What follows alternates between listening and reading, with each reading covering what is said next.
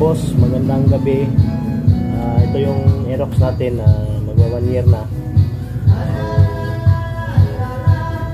Papalitan natin ng brake shoe, brake pad. Kasi palitin na. Ako may napansin lang ako at habang ina-analyze ko yung mga yung brake pad. Kasi kung titingnan natin mga boss, yung minsan yung wear and tear niya, yung itong guhit na ito, minsan kasi lalo na sa atin mga Pilipino, hindi natin ito pinapansin. So ibig sabihin, parang pinabaliwala natin ito hanggat yung pad niya, hanggat hindi umabot yung rotor disc natin dito sa metal, hindi tayo nagpapalit ng disc pad. So ngayon may dalawang bagay ako na i-share sa inyo based on my experience na sana makatulong sa inyo, lalo na sa mga owner ng mga motor, kasi napaka-importante ng mga brake system natin. So ngayon, nakikita ko sa iyo yung stock ko na brake pad. So ito siya.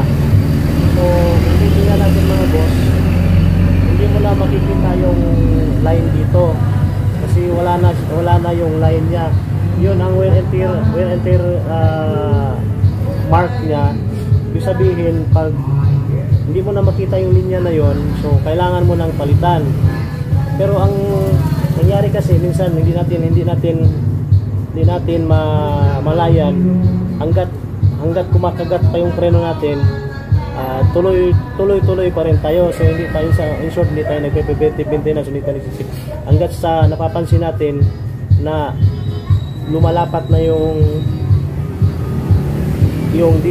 rotor disc natin dito sa bakal kasi naubos na yung banding niya. So kung mangyaring ganun mga boss, unang-una mapupudpud yung rotor disc nyo. Sayang naman, medyo mahal yung rotor disc. So ngayon may dalawang tips ako na pwedeng ibigay sa inyo na sana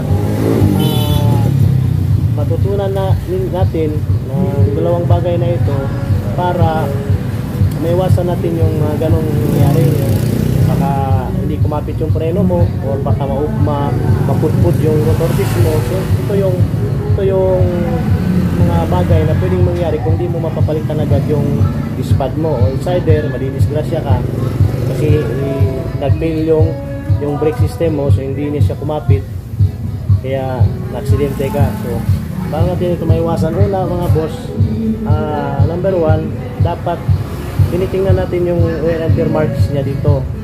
Yun ang palatandaan natin. Hanggat nakikita pa natin yun, ibig sabihin okay pa. Pag hindi na natin nakita yun, ibig sabihin kahit hindi pa pudpud yung disc pad mo, pero kailangan mo nang palitan. Halimbawa, sa ganong assessment mo hindi mo nagawa at nakalimutan mo at lumagpas ka, yung pangalawang gawin mo or yung symptoms na mararanasan mo sa motor mo, pag pumipreno ka, parang may tumutunog na, parang sumisirit na tumutunog, yun ang tandaan mo. Hindi ko, kaya nga sabi ko, pero isang customer nagsabi niya, pag habang pumipreno daw siya, meron daw tumutunog, parang sumisirit o parang something na may tunog konti. Ang ano pala dun boss, kung titingnan natin, meron ditong maliit na bakal na parang sa dulo na parang lunal lang siya, napakaliit, at tumatama ito bandang taas ng rotor disc mo. Ito pala yung tumutunog.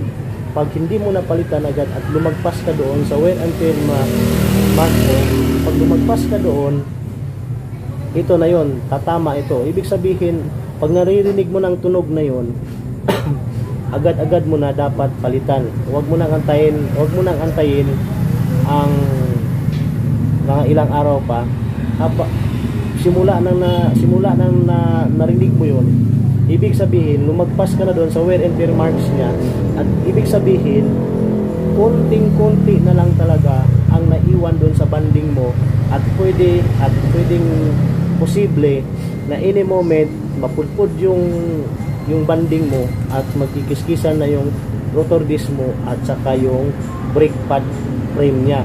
So ngayon ang nangyari, yun ang sinasabi ko, pwedeng mas mapudpud yung rotor disc mo, pangalawa hindi kakapit yung preno mo, pangatlo pwede kang maaksidente. So sana boss, meron tayong natutunan so sa video na ito. So ayan mga boss, kakabit na natin yung disc pad. So ginawa ko, tinulak na natin patras yung piston niya, caliper piston, bago ikabit yung bagong disc pad. So yan na nga, tinanggal ko yung pin, ang caliper, pin lock ng calipers. Yan, nakabit ko na mga boss. So binalik ko na yung pin, medyo nalawang, matigas, kaya yan, mahirap tanggalin, mahirap ipasok. Yan, nakabit na. So ngayon ilalagay na natin ang spacer ng gulong. So nakabit na natin mga boss. Inisin mo natin, lagyan natin ng grasa para maganda. Ito, nilalagyan ko na ng grasa, pinakabit ko na yung spacer niya side by side. Linisin ko muna. So yan mga boss, kakabit na natin yung gulong. Yan. So napakadali. Lagyan natin ng oil para madaling ipasok. Yun, pasok na, nakalagay na. Okay, so bago na ulit yung brake pad natin mga boss, maganda na yung kapit ulit at safe na safe, kaya walang kaba pag ginamit. Tingpunas, linis, higpitan natin yung axle nut, yung lock nut nya para sure ball hindi makalas yung gulong. So yan mga boss, tapos na. Oh yun, ganda. Of course, see you mga boss, salamat.